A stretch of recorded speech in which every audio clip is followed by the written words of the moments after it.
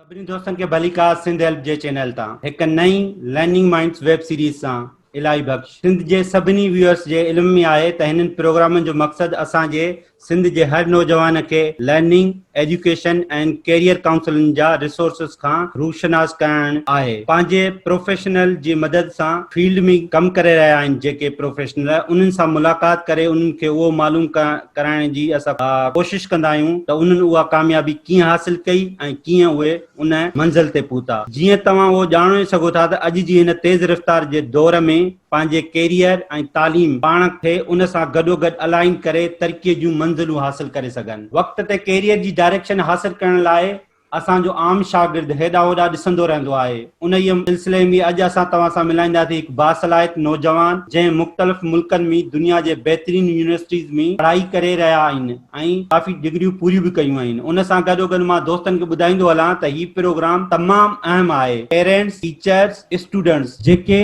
ख़ासि करे ॿाहिरि मुल्कनि में एडमिशन लाइ प्लान करे रहिया आहिनि या उन्हनि खे हासिल करणो आहे, स्पेशली जेके दोस्त यूरोप ऐं साउथ कोरिया में पीएचडी ऐं मास्टर जी डिग्रीअ लाइ उम्मीद आहिनि, उन्हनि लाइ असां अॼु हिन प्रोग्राम जे ज़रिए काफ़ी सवाल कंदासीं ऐं तव्हां बि पंहिंजा सवाल इनपुट करे सघो था। उन्वान आहे how to find a masters PhD scholarship in Europe and South Korea.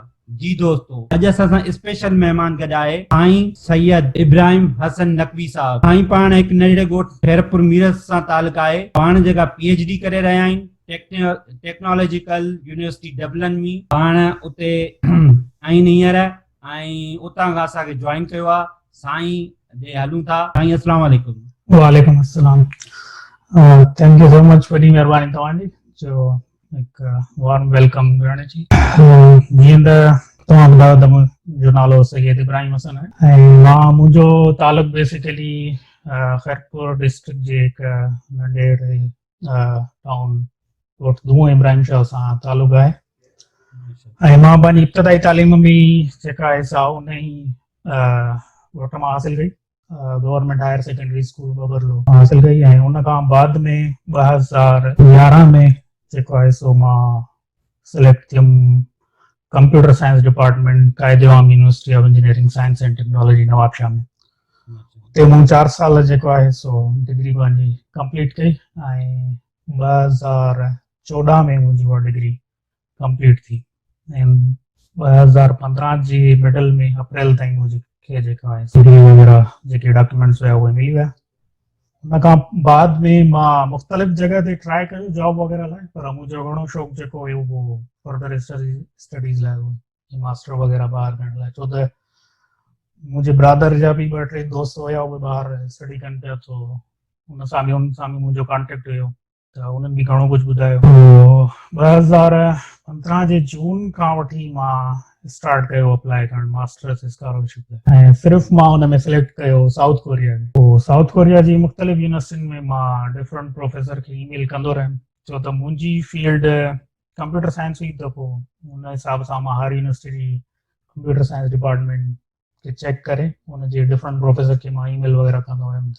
मां जेको आहे सो इंट्रस्टेड आहियां मास्टर्स करण में, सो अगरि तव्हांजी लैब में या तव्हां वटि अगरि काई ओपन पोजीशन आहे मास्टर्स जी त काइंडली मूंखे जेको आहे सो हुन में हायर कयो ऐं हुन सां गॾु मां हर ईमेल में पंहिंजी CV वग़ैरह जेका आहे सो अटैच कंदो हुयुमि ऐं ट्रांसक्रिप्ट CV जे लाइ बाद में हुन ते डिस्कस कयूं था कीअं ठाहिजे। फर्स्ट मां तव्हांखे थोरो पंहिंजे लाइ ॿुधाईंदो वञा। पोइ इन स्ट्रगल जे दौरान शुरूअ में मां तक़रीबन 6 महीना जेको आहे सो उहो अप्लाई कंदो रहियो। पोइ हुन में ईअं हुयो जो डिफरेंट रिजेक्शन बि ईंदियूं 6 महीननि में। कोई प्रोफेसर चवंदो हुयो त मूं वटि फंडिंग न आहे, मूं वटि जेके आहे सा या तव्हांजो बैकग्राउंड मूं सां मैच नथो थिए, इन हिसाब सां उहो डिफरेंट मूंखे रिजेक्शन ईंदियूं आहिनि। त ऑलमोस्ट मूंखे 100 खां 100 खां 150 जे विच में जेके आहिनि रिजेक्शन मूंखे मिलियूं इन 6 महीननि में। त चवण जो मक़सदु आहे इन मां इहो सम्झी सघो था त इनखे उहो नेगेटिव न वठो कॾहिं बि। अहिड़ियुनि शयुनि खे ट्राई कंदा रहो, इनशाला तव्हांजो कंहिं न कंहिं जॻह ते थी वेंदी।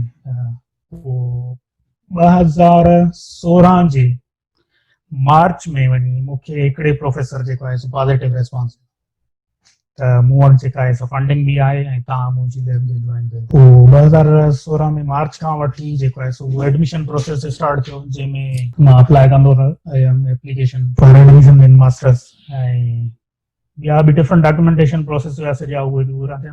पोइ 2016 जे जून में जेको आहे सो मूंखे फाइनल लेटर मिलियो एडमिशन साउथ कोरिया जी यूनिवर्सिटी जो नालो मां ॿुधाइण विसरियुमि, Sejong university Seoul South Korea. उनमें जेको आहे सो मुंहिंजी लैब हुई CVPR, computer vision and pattern recognition जे नाले सां। जेके दोस्त मतिलबु कंप्यूटर साइंस में आहिनि उनखे ख़बर हूंदी त कंप्यूटर विजन या पैटर्न रिकग्निशन, इमेज प्रोसेसिंग वग़ैरह छा आहे। त उन लैब में मुंहिंजो जेको आहे सो मां as a research assistant select थियुमि, ऐं प्लस में मुंहिंजी एडमिशन बि उन यूनिवर्सिटी में थी हुई मास्टर्स में, ऐं प्लस फंडिंग बि सॼी यूनिवर्सिटी जी हुई, ऐं जेको आहे सो मूंखे स्टाइफंड जेको मिलंदो उहो लैब जे तरफ़ां मिलंदो हुओ। पोइ 2 जून में जीअं ई मूंखे ऑफर लेटर मिलियो, उन खां पोइ मां जेको आहे सो जुलाई जे एंड में मां स्टार्ट कयो वीज़ा प्रोसेस। वीज़ा प्रोसेस थी वियो सॼो, उहो मूंखे तक़रीबन 2 हफ़्तनि खां पोइ वीज़ा मिली वई। उन खां पोइ सितंबर जे 2016 में मां जेको आहे सो हितां रवाना थियुमि साउथ कोरिया लाइ। पोइ उते मूं जेका आहे सा 2 साल तक़रीबन एज़ अ रिसर्च असिस्टेंट कमु कयो उन लैब में, प्लस में मुंहिंजी जेका आहे मास्टर्स जा सब्जेक्ट्स वग़ैरह उहे बि पढ़ी, ऐं जेका आहे सा उहे क्लियर वग़ैरह थी विया। पोइ उन खां बाद में 2018 अगस्त में मुंहिंजी डिग्री फाइनलाइज़ थी। पोइ हिननि 2 सालनि जे विच में मां डिफरेंट प्रोजेक्ट्स ते बि कमु कयो, साउथ कोरियन गवर्नमेंट जे तरफ़ां जेके फंडिंग हुई लैब में डिफरेंट प्रोजेक्ट्स उन्हनि ते कमु कयो, ऐं रिसर्च वर्क बि सॼो ई हुन लैब में हुयो, डिफरेंट प्रोजेक्ट्स ते उहो कमु कयो, ऐं मुंहिंजी थीसिस बि हुन में ई सॼनि प्रोजेक्ट्स मां ई सॼी थी वई। पोइ 2018 जे अगस्त में मुंहिंजी जेका आहे सा डिग्री पूरी थी, ऐं वधीक 2 महीना ॿिया मां उते वधीक कमु कयो हुन लैब में। पोइ 2018 जे अक्टूबर में मां हुतां वापसी थी, ऐं जीअं ई मुंहिंजी डिग्री उते पूरी थी तीअं ई मां उन ई महिल स्टार्ट कयो PhD लाइ अप्लाई करणु फर्दर कंट्रीज़ में, स्पेशली यूरोप में, ऑस्ट्रेलिया ऐं न्यूज़ीलैंड साइड। पोइ हुन खां बाद में मां वापसि पाकिस्तान हलियो आहियां, ऐं मां उन खां बाद में ऑकलैंड यूनिवर्सिटी ऑफ टेक्नोलॉजी में कंप्यूटर विजन हिकिड़ो रिसर्च ग्रुप हुयो, उते मां अप्लाई कयो। उते तक़रीबन मां मुंहिंजो सम्झो डिसंबर 2018 में उते मुंहिंजी जेका आहे सा एज़ अ रिसर्च असिस्टेंट मां उते सिलेक्ट थी, ऐं प्लस में उन यूनिवर्सिटी में PhD लाइ बि मां एनरोल थी वियो। पोइ तक़रीबन दिसंबर खां मां वीज़ा प्रोसेस स्टार्ट कयो न्यूज़ीलैंड जो, छो त न्यूज़ीलैंड ऐं ऑस्ट्रेलिया USA कैनेडा जो वीज़ा प्रोसेस तमामु जेको आहे ॾुखियो न आहे पर थोरो कॉम्प्लेक्स आहे, इन जे करे हुन में थोरो टाइम लॻंदो आहे। ऐं न्यूज़ीलैंड जी वीज़ा लाइ मूंखे तक़रीबन 3.5 महीना उहे लॻा। पोइ मां मई 2019 में उतां न्यूज़ीलैंड वियुमि। इन विच में जेको मां तव्हांखे ॿुधायो त मां 2018 में जॾहिं मुंहिंजी डिग्री पूरी थी त मां आयरलैंड में बि अप्लाई कयो हुयो। पोइ उहो बि गॾु मुंहिंजो प्रोसेस हले पियो, छो त हीअ स्कॉलरशिप न थी मां फर्दर डिस्कस कंदुमि, छो त हीअ मेन स्कॉलरशिप आहे जंहिंमें मां पोइ मां तेसि ताईं जेको आहे सो न्यूज़ीलैंड हली वियुमि। उते जेको आहे सो मां कमु कयो कंप्यूटर विजन लैब में, ऐं मई 2019 में मां उते वियुमि 1 मई तक़रीबन उते मां कमु कंदो रहियुमि। ऐं त उन जे विच में मुंहिंजो आयरलैंड में बि जेको आहे सो स्कॉलरशिप थी वई, छो त मुंहिंजो घणो इंट्रस्ट आयरलैंड में हुयो।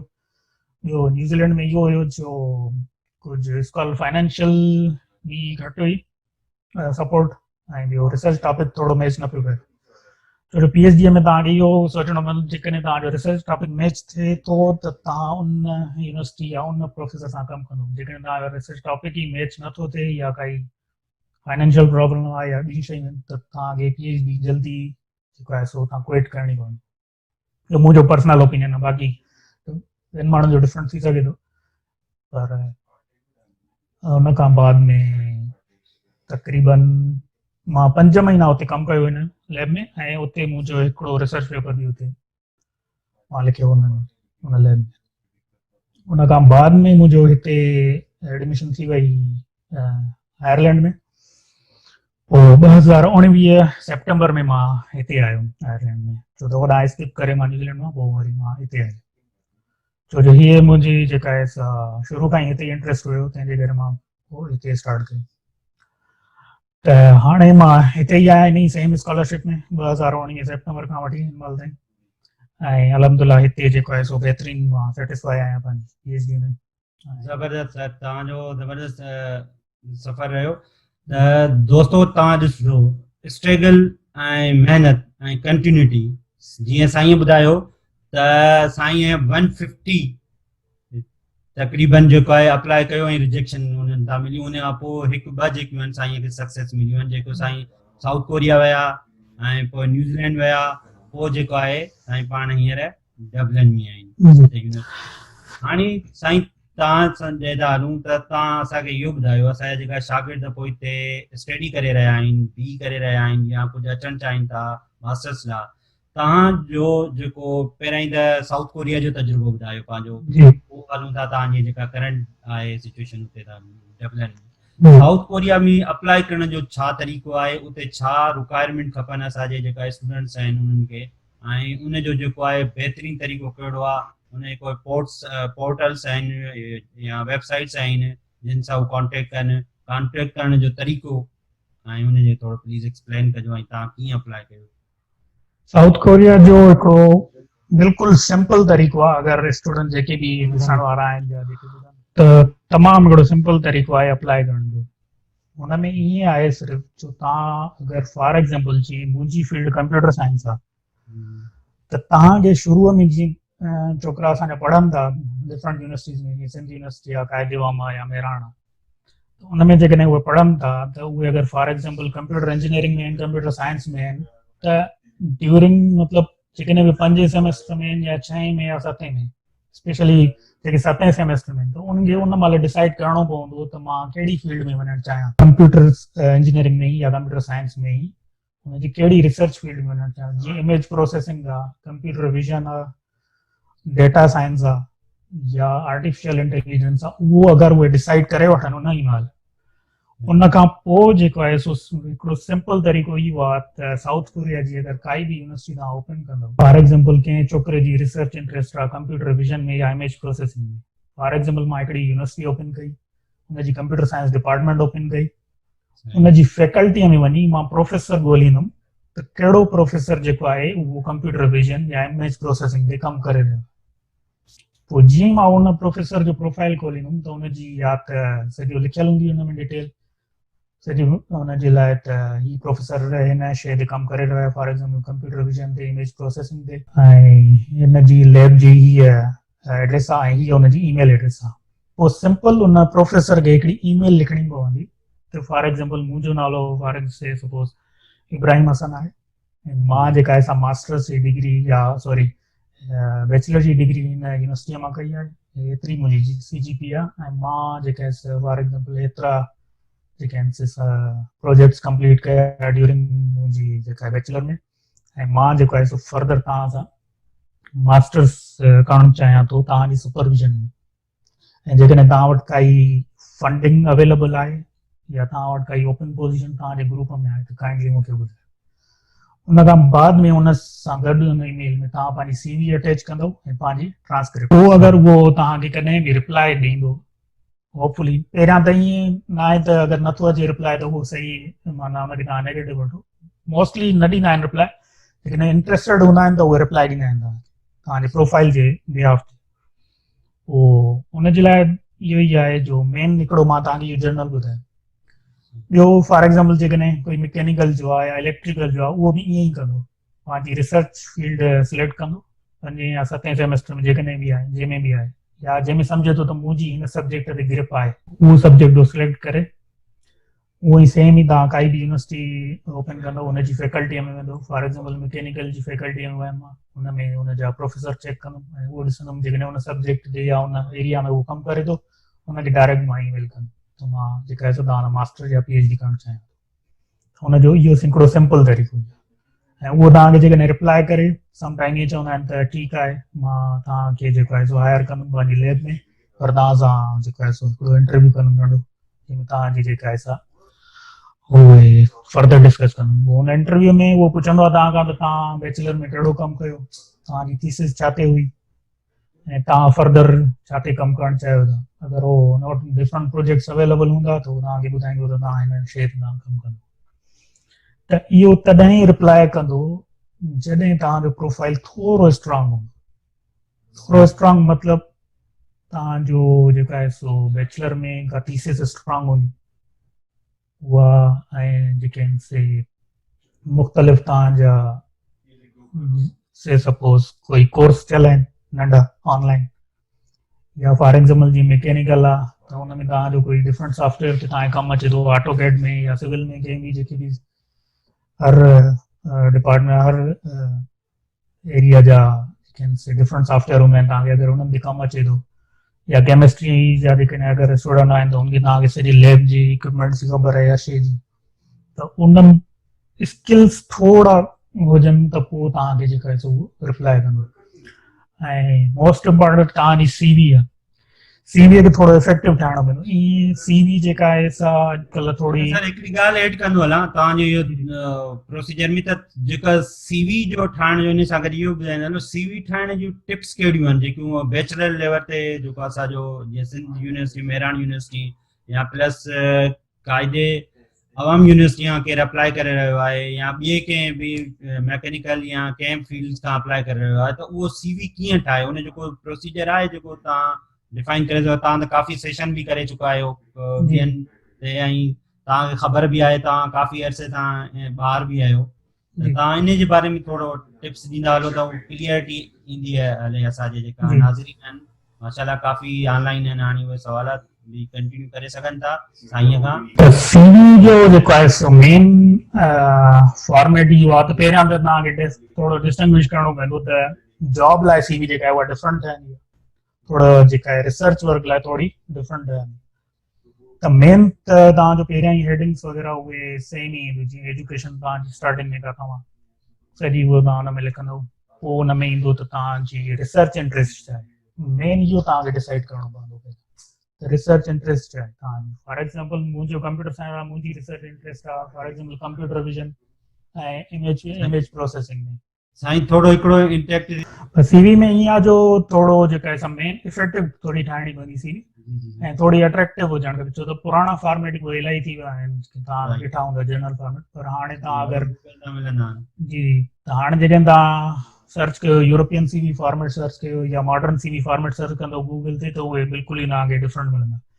पोइ उन्हनि में कोशिशि कयो त उन्हनि खे एडिट कयो, पोइ उन में जीअं एजुकेशन आहे मेन तव्हांजी, उन खां बाद में अगरि तव्हांजो को रिसर्च प्रोजेक्ट थियल आहे ड्यूरिंग बैचलर, अगरि उहो तव्हां हुन में ठाहे ऐं लिखोसि 2 या 3 लाइननि में त मां हिन शइ ते कमु कयो, वरी उन खां पोइ हिकिड़ी हेडिंग जीअं अची वञे त स्किल्स तव्हांजा कहिड़ा आहिनि, फॉर एग्जाम्पल तव्हां पंहिंजे सब्जेक्ट में कहिड़नि सॉफ्टवेयर ते या कंहिं हुन ते कमु कयो उहो थी वियो। वरी पोइ उन खां पोइ तव्हां अगरि हुन में रिसर्च इंट्रस्ट मेंशन कंदो त मुंहिंजा हे 3 जेके आहिनि मेन एरिया आहिनि जंहिंमें मूंखे ग्रिप आहे, सिर्फ़ु उन्हनि जी नाला लिखी छॾींदो। ऐं उन खां पोइ अगरि तव्हांजो कंप्यूटर स्किल्स हुन में अगरि कोई मैकेनिकल जो आहे या कोई इलेक्ट्रिकल जो आहे, अगरि उहा हेडिंग लिखी छॾे हुन में, त कंप्यूटर स्किल्स में मतिलबु मां लेटेक्स ते बि कमु कयो आहे, MS ऑफिस या विंडोज़ थी अचे मूंखे, या हुन में लिनक्स बि ईंदी आहे, त इहे 2-3 शयूं हुन में एड कंदो त थोरी सीवी जेका आहे सा उहा इफेक्टिव थिए। छो त ईअं त तव्हांखे ख़बर हूंदी त शुरूअ में एतिरो बैचलर खां पोइ उहा सीवी का एतिरी हो न हूंदी आहे पावरफुल, जेसि ताईं तव्हां काथे इंटर्नशिप वग़ैरह न कयो। अगरि कोशिशि कयो अगरि तव्हां इंटर्नशिप काथे कई आहे ड्यूरिंग बैचलर त उहो बि तमामु बहितरीनु आहे, तव्हां कंहिं कंपनी में करे आया आहियो इंटर्नशिप, ऐं जंहिं कंपनी में इंटर्नशिप करे आयो हुनजे हेठां वरी अगरि हुन में हेडिंग में लिखंदो त मुंहिंजो रोल हिन कंपनीअ में ही हुयो ड्यूरिंग इंटर्नशिप, त उहो अञा बहितरीनु थी वेंदो। ऐं एंड में तव्हां अगरि रेफरेंस वग़ैरह उहो ॾींदव त उहो बहितरीनु। बाक़ी इहो हॉबीज़ वग़ैरह इहे जी न ई मेंशन कजनि, छो त हुनजो हुन सां कोई कंसर्न न हूंदो तव्हांजो हॉबीज़ वग़ैरह छा आहिनि। तव्हां मेन उहो ॾिसंदा आहिनि तव्हांजी रिसर्च इंट्रस्ट छा आहे, तव्हां प्रीवियस थीसिस ते कहिड़ो कमु कयो। ऐं come to the next question जो तव्हां पुछियो हुयो हिकिड़े दोस्त खे अप्लाई चोराए जिन करे में करण त उन में क्राइटेरिया इहो तव्हां ज़बरदस्त पॉइंट ॿुधायो था। असां इहो लिखंदा आहियूं त असांखे क्रिकेट अचे थी, असांखे हा। इंग्लिश अचे थी, फलाण अचे थी, इहो जेको आहे असां सब्जेक्ट सां रिलेटेड ई न हूंदो आहे। जी तव्हां इहा पॉइंट ज़बरदस्त ॿुधाई त तव्हांजो जेको आहे पॉइंट टू पॉइंट जेका उते रिक्वायरमेंट आहे उन जे हिसाब सां ई उन तव्हां जे लिखो। हिसाब मॉडर्न सीवी जो मक़सदु ई इहो हूंदो आहे टू द पॉइंट लिखो, छो जो हुनखे प्रोफेसर वटि अॻे ई टाइम कोन हूंदो आहे। बिल्कुलु। तव्हांजी सीवी स्क्रीनिंग करण खां पोइ वरी इहे शयूं पढ़ंदो, हेॾी वॾी सीवी ॾिसंदो, हूअं ई डिॼी वेंदो। त एतिरो मां ॿियो टाइम त जीअं कोरियन प्रोफेसर एतिरो डिघो हुनखे न पढ़ंदा आहिनि, बसि तव्हांजा स्किल सेट जेके आहिनि उहे ॾिसंदा आहिनि, या तव्हां रिसर्च वग़ैरह कीअं कई आहे। सही। त हुनजे लाइ बाक़ी जेकॾहिं सीवी जेकॾहिं तव्हांखे प्रोफाइल स्ट्रॉन्ग करणो आहे त तव्हां जीअं ई स्टार्ट फॉर एग्ज़ाम्पल कोई चौथे सेमेस्टर में आहे या पंजे सेमेस्टर में आहे, छहें में आहे, त उन महिल जेके तव्हां सब्जेक्ट पढ़ो था, अगरि तव्हां ॾिसो था त कोई सब्जेक्ट तव्हांजी इलाही इंट्रस्ट आहे हुन में, तव्हांखे हुन ते इलाही ग्रिप आहे, त उनखे फर्दर तव्हां एक्सपांड कयो। मतिलबु जीअं हुन जा कोई ऑनलाइन लेक्चर्स वग़ैरह ॾिसो, या उन में कोशिशि कयो अगरि कोई हुन में नंढो को प्रोजेक्ट ठही थो सघे, उन कंहिं बि प्रोफेसर सां या टीचर सां कॉन्टेक्ट करे हुन ते कोई बि नंढो को प्रोजेक्ट ठाहियो या नंढी काई रिसर्च कयो हुन ते, या काई नई शइ हुन ते इम्प्रूव कयो, या हुन में काई बि जेको बुक चैप्टर हूंदो आहे उहो ई लिखी सघो था तव्हां हुन में, त उहो कयो। ऐं जेके फाइनल ईयर जा स्टूडेंट आहिनि मोस्टली उन्हनि लाइ इम्पोर्टेंट इहो आहे जेके उहो थीसिस जो टॉपिक था सिलेक्ट कनि, उहो मतिलबु वाइज़ली चूज़ कयो। मतिलबु ईअं न आहे त मूंखे डिग्री पूरी करणी आहे त बसि इहो ई टॉपिक सही आहे, जान छॾायूं हुनखे थीसिस करे, ईअं न वञे। छो त असां बि शुरू में ईअं ई कयो होसीं, छो त मां जेके ग़लतियूं कयूं आहिनि त उहे मां तव्हांखे ॿुधाईंदो हलां त उहे तव्हां कीअं था इम्प्रूव करे सघो। त हुन में जेकॾहिं तव्हां कोई सुठो हिकिड़ो टॉपिक खणंदो ऐं हिकिड़ो सुठो प्रोफेसर चूज़ करे हुन सां बैचलर में अगरि तव्हां कोई बि प्रोजेक्ट कयो नंढो पहिरें ई लास्ट ईयर खां ई वठी, ईअं न त एंड वारे सेमेस्टर में 8हें सेमेस्टर में तव्हां थीसिस ते कमु शुरू, 7हें सेमेस्टर खां वठी अगरि तव्हां शुरू कयो हुन ते कमु, ऐं उन मां अगरि कोशिशि करे थी सघे त अगरि हिकिड़ो नंढो पेपर तव्हां रिसर्च पेपर लिखो कॉन्फ्रेंस जो, कंहिं लोकल कॉन्फ्रेंस में तव्हांजे सिंध में, जीअं IBA में थिए थी कॉन्फ्रेंस, या सिंध यूनिवर्सिटी में थी थिए काई कॉन्फ्रेंस, या कराची में NAD में थी थिए, या मेराण में, उते अगरि तव्हां ट्राए करे उहो पब्लिश कयो त उहो तमामु हिकिड़ो मतिलबु तव्हां सम्झो त वॾो इफेक्ट विझंदो तव्हांजे हुन में, जॾहिं तव्हां एप्लीकेशन हिन में कॉन्टेक्ट कंदो तव्हां प्रोफेसर सां, छो त उहो ॾिसंदा आहिनि त तव्हां थीसिस ते कहिड़ो कमु कयो आहे पोयों, उहो इहो न ॾिसंदा त तव्हां घणा सब्जेक्ट पास कया आहिनि, हुनमें तव्हांजी CGPA केतिरी हुई या छा हुई, उहो ॾिसंदा तव्हां कमु कहिड़ी शइ ते कयो रिसर्च में, छो त तव्हांखे मास्टर में करणी हुई रिसर्च ई कोन्हे।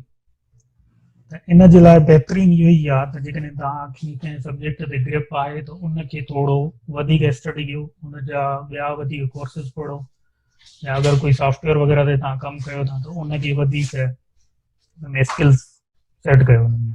ज़बरदस्त सर, तव्हां ज़बरदस्त ॿुधायो त जेको बि पंहिंजी फील्ड सां अप्लाई करे थो उहो ॿियूं बि एक्टिविटीज़ करे, जीअं को कंप्यूटर साइंस जो पढ़ी रहियो आहे शागिर्दु, उहो पंहिंजे कंप्यूटर साइंस सां गॾु कॉन्फ्रेंस लोकल अटेंड करे, जेको पेपर आहे उहो राइटअप करे ऐं उनखे जेको आहे अनहेंस करणे।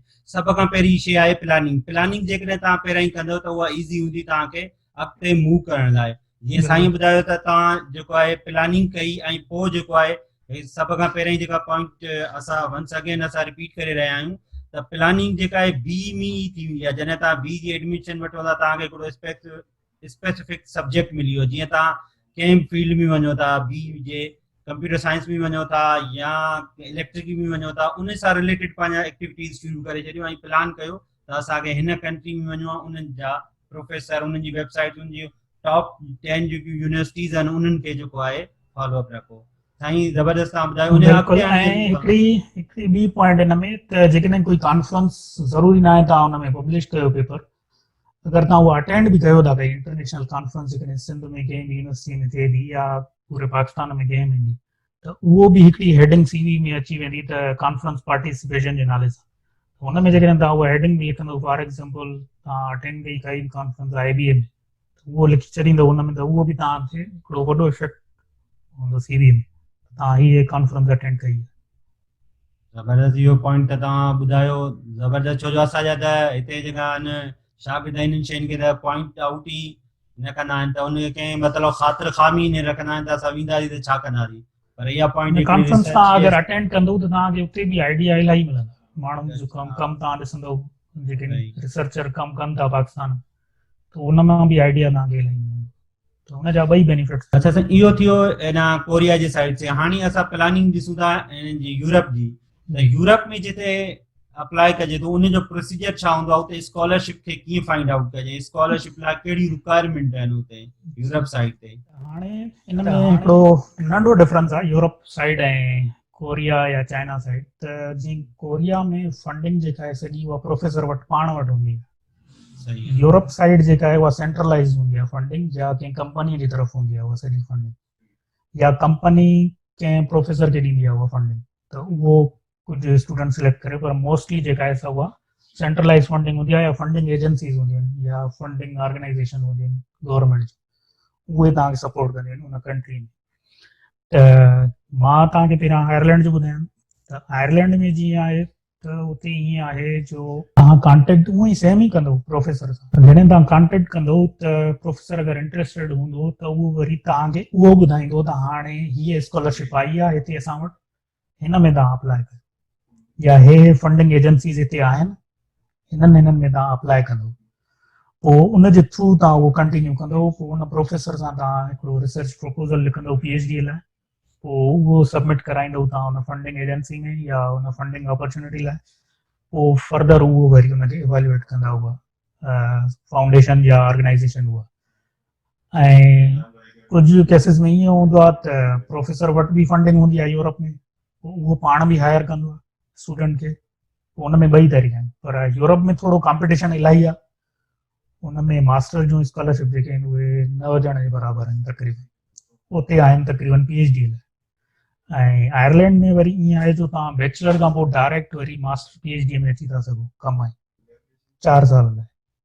पोइ उन में बि डायरेक्ट अप्लाई करे सघो, पर उन में वरी इहा कंडीशन आहे, जो तव्हांखे थोरो प्रोफाइल उन में इलाही स्ट्रांग हुजणु खपे, उहो ई तव्हांजो हिते थी। उन खां बग़ैर जेको आहे। ऐं ॿियो यूरोप में इहो आहे, जो तव्हांखे जेको आहे सो IELTS इंग्लिश प्रोफिशिएंसी टेस्ट वग़ैरह ॾियणी पवंदियूं। IELTS थी वियो, TOEFL थी वियो, या ॿियूं जेके बि टेस्ट वग़ैरह आहिनि उहे तव्हांखे हुते ॾियणी पवंदियूं। पोइ ई तव्हां स्पेशली जीअं आयरलैंड ऐं UK में। बाक़ी ॿियनि कंट्रीज़ में बि आहे IELTS वग़ैरह हुते बि यूरोप में, छो त IELTS वरी हिकिड़ी प्लस पॉइंट आहे, जो तव्हांजो प्रोफाइल अञा वधीक स्ट्रांग थी वेंदो हुन में। उनजे लाइ इहे ई मेन उन में जेके आहिनि से फंडिंग अपॉर्चुनिटी आहिनि। उते डायरेक्ट मतिलबु मोस्टली PhD में तव्हां हिते अप्लाई करे था सघो यूरोप। इहो जेको आहे सो मेन मां तव्हांखे आयरलैंड जे हिसाब सां ॿुधाईंदो हलां त हिते जेके आहिनि से कंप्यूटर साइंस ऐं आर्टिफिशियल इंटेलिजेंस, इन में डेटा साइंस, इन में स्कॉलरशिप इलाही, तमामु घणी स्कॉलरशिप। अगरि कंहिं बि दोस्त जी जेकॾहिं प्रोफाइल स्ट्रांग आहे इन फील्ड में, AI में, मशीन लर्निंग में, त उहो भले मूंसां कॉन्टेक्ट करे, त मां उनखे फर्दर वधीक अञा हिन में ॿुधाईंदुमि। ऐं थी सघे थो सेशन बि करे वठूं इन ते अलॻि AI या मशीन लर्निंग। ज़बरदस्त सर, तव्हां ज़बरदस्त ॿुधायो। त वाकई तव्हां सिंध हेल्प जे प्लेटफॉर्म ते असां अनाउंस करे रहिया आहियूं त जंहिंखे बि कंप्यूटर साइंस जी फील्ड में, data science, computer vision, AI या जेकियूं ईंदड़ फील्ड उन में जेका साईं जी रहनुमाई खपे यूरोप में, त हू साईं सां कॉन्टेक्ट करे सघे थो। साईं असांजे सिंध हेल्प ते बि एड आहे, साईं पंहिंजो फेसबुक ते बि आहे, उते बि तव्हां कॉन्टेक्ट करे सघो था। प्लस साईं तव्हां इहो असांखे ॿुधाईंदा हलो, तव्हां जेके बि तव्हां नाला खयां उहे कंप्यूटर विजन आहे ऐं डेटा साइंस आहे, या ॿियूं फील्ड आहिनि कंप्यूटर साइंस जूं, उन में जेका आहिनि उहे एडवांस लेवल ते आहिनि। असांजो जेको यूनिवर्सिटीज़ में पढ़ाए थो वञे, तव्हां बि कायदे अवाम यूनिवर्सिटी नवाबशाह खां कयो आहे, त उहे छोकिरा सोचींदा यार असां त उते अप्लाई कंदासीं, जीअं यूनिवर्सिटी में डबलिन में अप्लाई करणु चाहींदा, उहे फील्ड मैच करण लाइ उते सोचे वरी रखे छॾींदा। उन में उन्हनि खे कहिड़ी स्किल्स जी ज़रूरत पवंदी, कहिड़ी डॉक्यूमेंटेशन जी ज़रूरत पवंदी, त उहे जेका आहे पंहिंजो पाण खे मैच करे सघनि इंटरनेशनल शयुनि खे। तव्हां उन ते जीअं तव्हां टिप्स थोरी देरि पहिरियों ई ॿुधायो त तव्हां कॉन्फ्रेंस अटेंड कयो ऐं इहे शयूं, त कहिड़ा स्किल्स उन खां पहिरियों ई जेका आहे अप्लाई करण खां पहिरियों ई ॾिसनि पंहिंजे पाण में, त उहा आहिनि एलिजिबल उन शयुनि लाइ? कंप्यूटर साइंस में त आहे ई हूअं त स्किल्स ई सॼा। तव्हांखे थोरी घणी प्रोग्रामिंग अचणु खपे, जी ॿियो जीअं कंप्यूटर विजन आहे या इहा आहे त उन में डिफरेंट कोर्सेस इलाही आहिनि ऑनलाइन, जी जीअं MIT वारनि जा आहिनि, हार्वर्ड जा आहिनि, स्टैनफोर्ड वारनि जा इलाही कोर्सेस आहिनि। अगरि उहे कनि उहे जेके बि स्टूडेंट, उहो तमामु हिकिड़ो वॾी हिकिड़ी प्लस पॉइंट आहे हुन में। ऐं ॿियो माशा कॉन्फ्रेंस वग़ैरह बि इलाही थींदियूं आहिनि हिन जूं, अगरि उहे बि अटेंड कयो था उहो बि बहितरीनु आहे। ऐं ॿियो कंप्यूटर साइंस में हिकिड़ी शइ फ़ाइदो इहो आहे, दोस्त जेके बि आहिनि कंप्यूटर साइंस जा या कंप्यूटर इंजीनियरिंग जा, IT जा, त अगरि कंप्यूटर साइंस में 45 सब्जेक्ट तव्हां पढ़ो था 4-4 सालनि में, त 45 जूं डिफरेंट फील्ड्स आहिनि हुननि, पोइ हर फील्ड जूं वरी डिफरेंट लैब्स आहिनि, हर फील्ड जा डिफरेंट प्रोफेसर आहिनि। ईअं ॿियनि जेके आहिनि सब्जेक्ट्स में, ईअं ॿियनि में बि आहे। त उन जे लाइ जेकॾहिं तव्हां कोई बि हिकिड़ो बि सब्जेक्ट अगरि तव्हां चूज़ कयो, फॉर एग्ज़ाम्पल तव्हां अगरि बैचलर में पढ़ो था इमेज प्रोसेसिंग, अगरि तव्हां उहो बि चूज़ कयो, उन ते बि ग्रिप हासिलु कयो ऐं उन जा कुझु ऑनलाइन कोर्सेस कयो ऐं उन जा वधीक उन ते प्रोग्रामिंग सिखो ऑनलाइन, या कुझु ट्यूटोरियल वग़ैरह ॾिसो, या नवां रिसर्च आइडिया उन ते तव्हां अगरि कयो ॾिसो त उन ते कमु कयो फाइनल ईयर में, त उहो हिकिड़ी वॾी हिकिड़ी प्लस पॉइंट आहे तव्हां लाइ हुन में। या AI, या अॼुकल्ह त आहे ई हिते AI ऐं मशीन लर्निंग जो सॼे स्कोप ऐं डेटा साइंस जो, उन में अगरि तव्हां एक्सप्लोर कयो इहे शयूं, कोर्सेस वग़ैरह डिफरेंट जेके आहिनि से, या करंट उन में चेक कयो त कहिड़ी प्रोग्रामिंग लैंग्वेज हिन वक़्तु बेस्ट थी हले हुन में, या फॉर एग्जाम्पल मशीन लर्निंग में असां छा छा नई शइ सिखी सघूं था हुन में, ऐं वधीक हुन में कहिड़ा कोर्सेस हुन में करे था सघूं। ऐं ॿियो मेन इहो आहे जेको मां हर अगरि रिपीट थो कयां, त इहो तव्हां अगरि उन में को नंढो प्रोजेक्ट बि ठाहियो था पंहिंजे बैचलर में, जी उहो बि तव्हांजे लाइ हिकिड़ी वॾी प्लस पॉइंट रहंदी हुन में, तव्हांजी CV में ऐं तव्हांजे स्किल सेट में। बाक़ी अगरि तव्हांखे बिल्कुलु बि न ईंदी का प्रोग्रामिंग, या तव्हांजी रिसर्च इंट्रस्ट न आहे, सिर्फ़ु पेपर वग़ैरह पास कयनि, त उन में तव्हांखे इलाही ॾुखियाई थींदी, बल्कि न वॼण जे बराबरि आहे हुन में।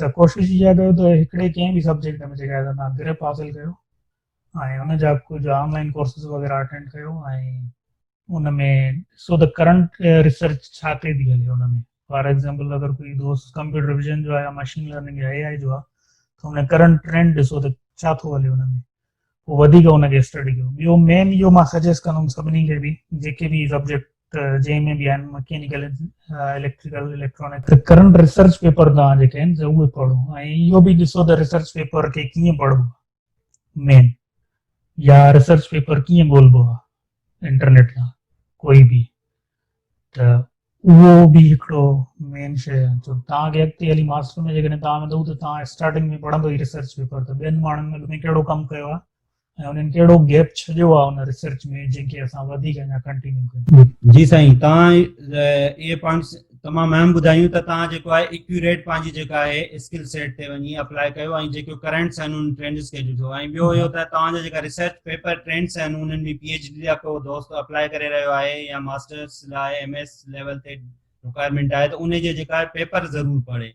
पेपरनि खे जेका लेटेस्ट पेपर आहिनि उन्हनि खे ॾिसे, ऐं पोइ जेको आहे अॻिते प्लान करे उन्हनि खे अचे।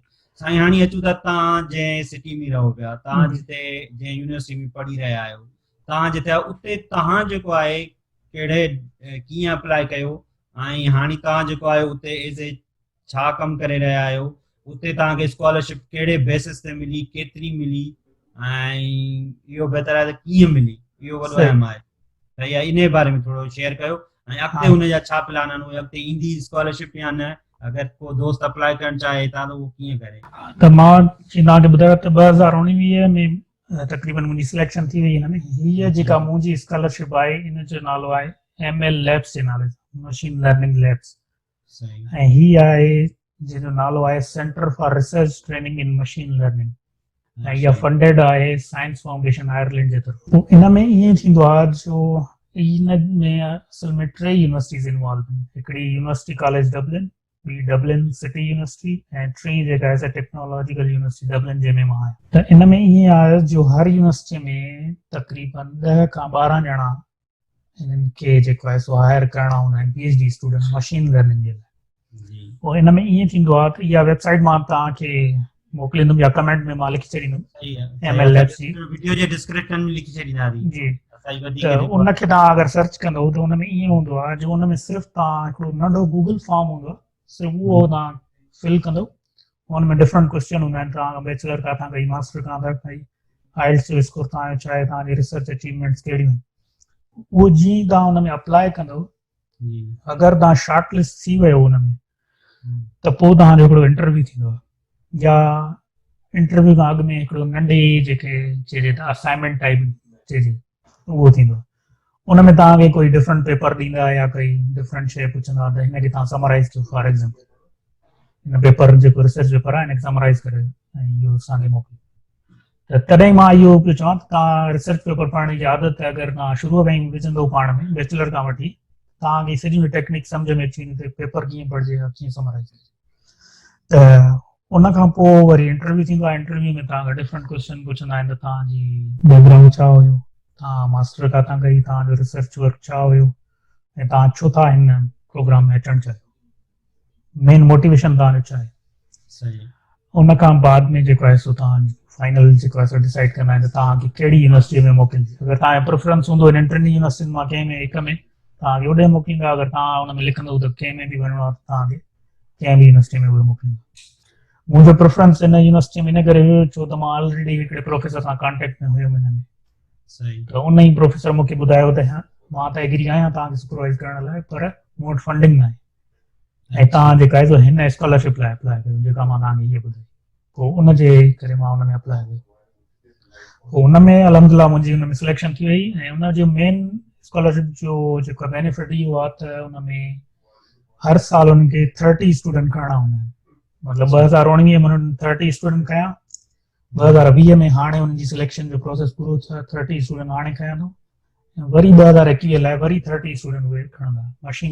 Machine learning, image processing, computer vision, ये जेके बि फील्ड्स में जेके बि ॿुधनि था छोकिरा, या डेटा साइंस, स्टेटिस्टिक्स वारा बि इवन हिन में अप्लाई करे सघनि था जेकॾहिं उनजी रिसर्च अगरि उहे चाहिनि था त असां कंप्यूटर साइंस में वञूं। इलेक्ट्रिकल वारा, इलेक्ट्रॉनिक्स वारा, या इवन जेकॾहिं फिजिक्स में जेके आहिनि उहे जेकॾहिं मशीन लर्निंग पंहिंजी फील्ड में यूज़ करण था चाहिनि उहे बि हिन में अची सघनि।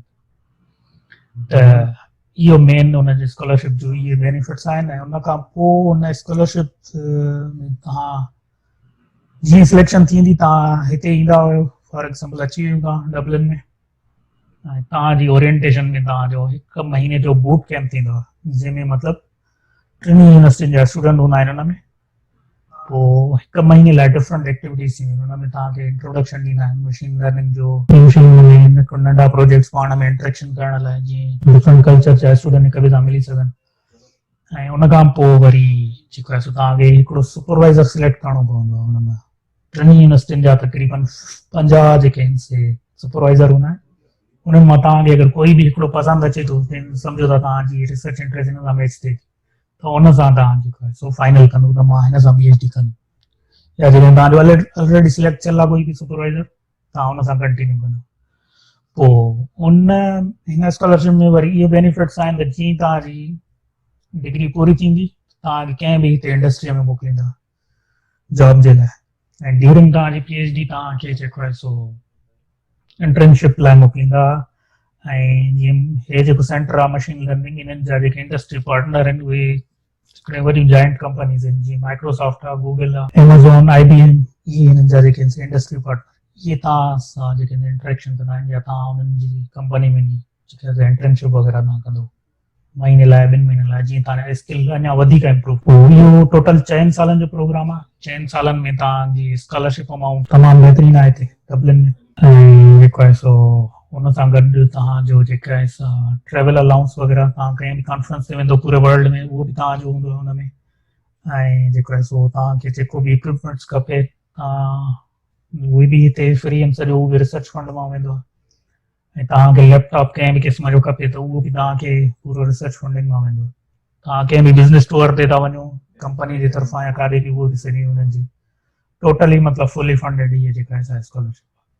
हिन जा इलाही बेनिफिट्स आहिनि। ऐं हीअ जेका स्कॉलरशिप आहे इहा वरी ओपन थींदी वञी सम्झो हिन डिसंबर में। त जेके स्टूडेंट करे चुका आहिनि मास्टर या बैचलर वारा बि करे था सघनि अप्लाई, पर जेकॾहिं हुनजो प्रोफाइल इलाही स्ट्रॉन्ग आहे तॾहिं, ऐं हुन वटि IELTS वग़ैरह आहे तॾहिं, न त मास्टर वारा जेकॾहिं हुनजो प्रोफाइल स्ट्रॉन्ग आहे त उहे बि हिन में करे था सघनि अप्लाई। ऐं रिसेंटली हिन दफ़े पाकिस्तान मां 2 या 3 छोकिरा सिलेक्ट थिया आहिनि इन सेम स्कॉलरशिप में वरी माशाल्लाह। त हुन मां बहितरीन इहो आहे त अगरि हिननि नेक्स्ट टाइम अगरि सिंध मां कोई बि थी वञे हिकु ते सही। ॿ ते जेतिरी बि हुन में मुंहिंजी हेल्प खपंदी एप्लीकेशन प्रोसेस कीअं कजे या छा कजे त उहो मां हुनखे वधीक हुनखे ॿुधाईंदुमि त कीअं तव्हां अप्लाई करे सघो। ऐं ॿियो इहो जो हीउ हिकिड़ो सेंटर आहे centre for research learning machine learning अहिड़ा ई हिननि जा 6 ॿिया सेंटर आहिनि centre for research learning in artificial intelligence आहे डेटा साइंस आहे नेटवर्क्स कंप्यूटर नेटवर्क्स आहे। ये सर जेका ॿिया 6 आहिनि उहे कंप्यूटर साइंस सां ई रिलेटेड आहिनि या? जी जी मां तव्हांखे ॿुधायो न त कंप्यूटर साइंस में फॉर एग्जाम्पल अगरि 40 सब्जेक्ट आहिनि त 40 डिफरेंट हुनजी फील्ड्स आहिनि त उन्हनि मां 6 हे 7 फील्ड्स अलॻि आहिनि उन्हनि जा 6 जा रिसर्च सेंटर आहिनि ऐं 6 ईअं ई हर साल 30 स्टूडेंट जेके आहिनि उहे खणंदा हायर कंदा त उन्हनि सभिनी जो मां तव्हांखे नाला उहे तव्हांखे ॿुधाईंदुमि उहो कमेंट करे त उन्हनि में सही, तव्हां सही। हुनखे वधीक हुनखे वेबसाइट खे सर्च कंदो त एक्सप्लोर करे सघंदा सर हाँ। सही है। त ईअं ई वरी तव्हां मैकेनिकल इलेक्ट्रिकल या जेके बि ॿियूं फील्ड्स आहिनि उन्हनि जा बि छोकिरा ईअं ई अप्लाई करे था सघनि प्रोफेसर सां कॉन्टेक्ट कनि यूरोप में सुठी CV ठाहे सुठी ईमेल लिखी उन्हनि मोकिलिनि उहो इंट्रस्टेड हूंदो तव्हां रिप्लाई कंदो अगरि हुन वटि फंडिंग हूंदी त उहो तव्हांखे ॿुधाईंदो मूं वटि फंडिंग आहे तव्हां अप्लाई कयो डायरेक्ट एडमिशन लाइ त प्रोसेस तमामु सिंपल आहे सिर्फ़ु तव्हांखे जेको आहे सो पंहिंजी थोरा सा स्किल ऐं ॿियो CV वग़ैरह इहे इफेक्टिव ठाहिनि ऐं ॿियो अप्लाई करिणो पवंदो तव्हांखे ऐं ईअं न आहे त तव्हां अॼु अप्लाई कयो त तव्हां सम्झो सुभाणे उहो रिप्लाई कंदो या ॿिए हफ़्ते में तव्हांजी एडमिशन ईअं न आहे हिन में थोरो पेशेंस खपे स्कॉलरशिप में एटलीस्ट तव्हांखे 6 महीना 7 महीना हिन प्रोसेस में लॻंदा हिन लाइ तव्हांखे थोरो रेडी रहणो पवंदो त कीअं अप्लाई कजे ऐं आहिस्ते आहिस्ते कीअं अप्लाई कजे हिन शइ त इहो बसि हिकिड़ो बेसिक आहे तव्हांखे बसि 2 स्किल अचणु खपनि हिकु त ईमेल कीअं कजे प्रोफेसर खे ॿियो तव्हांजी CV कीअं इफेक्टिव ठाहे इहे मेन शयूं सर ज़बरदस्त तव्हां इहो ज़बरदस्त पॉइंट ॿुधाई त ज़ाहिर आहे हिकिड़ी प्लानिंग हुजणु ज़रूरी आहे प्लस जेको आहे प्लानिंग लाइ CV हुजे ऐं जी। हिन में तव्हां हिकिड़ी त हेल्प आउट करे सघो था त जिते तव्हां हींअर स्कॉलरशिप ॿुधायो त पाकिस्तान में हिन साल आया आहिनि छोकिरा ऐं इंशाल्लाह जेका आहे फ्यूचर में अगरि असां प्लानिंग सही कयूं ऐं प्लस डॉक्यूमेंटेशन कंप्लीट कयूं ऐं स्पेशली जेका कंप्यूटर साइंस आहे या जेका आहिनि लिस्ट सां ई डिस्प्ले कंदासीं असां हींअर आफ्टर प्रोग्राम खां या तव्हां असांजे यूट्यूब चैनल आहे youtube.com/sindhelp उते बि असां ही वीडियो असां रखंदासीं रिकॉर्डेड उतां तव्हां कमेंट्स में बि तव्हां ॾिसी सघो था उन लिस्ट खे त तव्हांजा ही फील्ड जा एरियाज़ आहिनि जिते तव्हां इन फ्यूचर में करे सघो था अप्लाई ऐं उन में ज़बरदस्त साईं इब्राहिम हसन जेको आहे तव्हांजी हेल्प आउट कंदो तव्हां उनखे क्वेश्चन्स करे सघो था रिकॉर्ड ते पर वाक़ई तव्हां एलिजिबल बि हुजो अगरि जेका स्टूडेंट आहिनि। जेके आहिनि से एक्टिव आहिनि ऐं जेके मतिलबु जिन प्रोफाइल थोरो स्ट्रांग आहे जेके वाकई इंटरेस्टेड आहिनि सही है। उहे अगरि सीरियस थी करे हिन में हिसो वठनि त पोइ इनशाला कंहिं न कंहिं जाइ ते हुनजो थी वेंदो यूरोप में हुजे या साउथ कोरिया हुजे या चाइना हुजे या ताइवान हुजे जापान हुजे त हर जॻह ते इहो ई तरीक़ो आहे अप्रोच करण जो प्रोफेसर खे ॿियो वरी यूरोप में हिकिड़ी ॿिए तरीक़े सां अप्लाई ईअं थींदो आहे जो उन्हनि जूं डिफरेंट वेबसाइट हूंदियूं आहिनि जी जी उन में जेके आहिनि तव्हां उहा मां मूंखे ज़हन में न आहे हिकिड़ी वेबसाइट उन ते जेके आहिनि उहे डिफरेंट जॉब ईंदियूं आहिनि उन्हनि जूं छो जो यूरोप में PhD खे कुझु कंट्रीज़ में जॉब कंसिडर कयो वेंदो अच्छा एम्प्लॉयमेंट जे हिसाब सां पोइ उन में ईअं जो उहे ईंदियूं आहिनि यूनिवर्सिटी जे तरफ़ां पोइ उन में उन यूनिवर्सिटी जो प्रोजेक्ट हूंदो आहे उहो गवर्नमेंट जो या प्रोफेसर चाहींदो आहे कि मूंखे हे स्टूडेंट खपनि ऐं मूं वटि हे प्रोजेक्ट आहे पोइ उहे उन वेबसाइट ते पैटर्न ते उहे अपलोड थींदियूं आहिनि त हिन यूनिवर्सिटी में ऐं हिन डिपार्टमेंट में या हिन रिसर्च इंस्टीट्यूट में PhD पोजीशन अवेलेबल आहे हिन सब्जेक्ट में तव्हां उन में डायरेक्ट उहो अप्लाई कंदो उन में पोइ तव्हां अगरि शॉर्ट लिस्ट थी वियो त तव्हांजो इंटरव्यू थींदो ऐं उन इंटरव्यू खां पोइ वरी जेका सिलेक्शन इहो वरी हिकिड़ो ॿियो तरीक़ो आहे डायरेक्ट अप्लाई करणु तव्हांजी वॾी वॾी महिरबानी तव्हां एतिरो असांखे टाइम ॾिनो ऐं ज़बरदस्त डिस्कशन रहियो असांजो त इहो जेको डबलिन में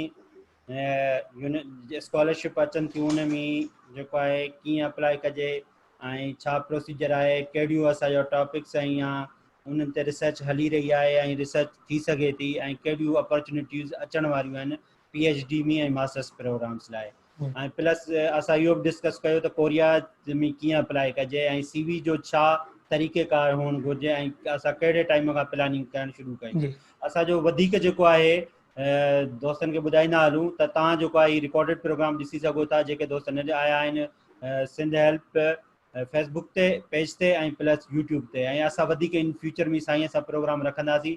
ऐं साईं जेको आहे असां जेका डेटा इंफॉर्मेशन शेयर कंदो साईं असां सां, वेबसाइट्स ऐं टॉपिक्स रिलेटेड जेका इंफॉर्मेशन आहे उहा असां डिस्क्रिप्शन जे पेज में रखंदासीं, उहा बि तव्हां उतां ॾिसी तव्हां पंहिंजी हेल्प करे सघो था।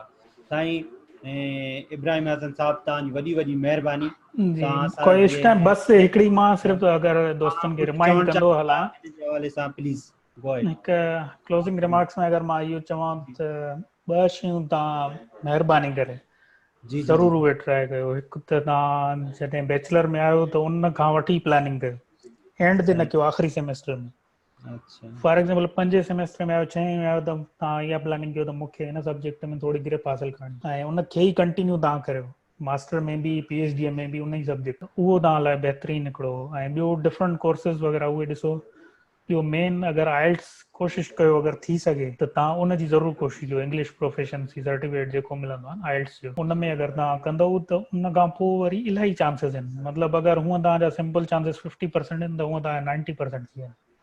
उन में ईअं थींदो तव्हां ऑस्ट्रेलिया में बि अप्लाई करे सघंदव, न्यूज़ीलैंड में बि अप्लाई करे सघंदव, कैनेडा में बि अप्लाई करे, तव्हांजा ऑप्शन वरी वधी वेंदा IELTS खां पोइ। इहो हिकिड़ो बेनिफिट आहे तव्हांखे। ऐं ॿियो जेको आहे सो पंहिंजो थीसिस जो आख़िरी जेको टॉपिक हुजे बैचलर में उहो वाइज़ली चूज़ कयो, हिकिड़ो सुठो टॉपिक पंहिंजे कंहिं प्रोफेसर सां डिस्कस करे ऐं उन सां पोइ सुठो टॉपिक चूज़ कयो ऐं उनखे जेको आहे सो कोशिशि करे सुठी हिकिड़ी जेका थीसिस लिखो, भले ग्रुप में ई हुजे पर सुठी थीसिस लिखो। बसि ईअं न हुजे त थीसिस थी वई ऐं पास थियणो आहे, पर जेकॾहिं कोशिशि कयो त इनशाला थी वेंदो। मां बि नंढे ई ॻोठ जो आहियां ऐं मां बि क़ाइदे मां ई स्टडी कई आहे सॼी शइ। शुरूअ में ज़ाहिर आहे मुश्किल थींदी आहे, रिसर्च वग़ैरह जो एतिरो त कॉन्सेप्ट न आहे पाण वटि। अॼुकल्ह पोइ बि इलाही थी वियो आहे, जेकॾहिं तव्हां पाण कोशिशि कंदो त थी वेंदो, पाण तव्हां रिसर्च कंदो। ऐं ॿियो इहो जो थोरो रिसर्च पेपर पढ़णु अगरि तव्हां ॾिसो त कीअं पढ़िजे, त उहो अगरि तव्हांखे न सम्झ में अचे त वधीक मां उनखे डिस्कस कंदुमि वधीक तव्हां कीअं पढ़ी था सघो उन रिसर्च पेपर खे, उनजा कहिड़ियूं टिप्स वग़ैरह आहिनि। ऐं ॿियो CV वग़ैरह अगरि तव्हां सुठी ठाहियो त उनखे बसि इहे ई 2-3 शयूं आहिनि अगरि तव्हां उहे कयो। ऐं ॿियो ईमेल वग़ैरह कीअं लिखिजे ऐं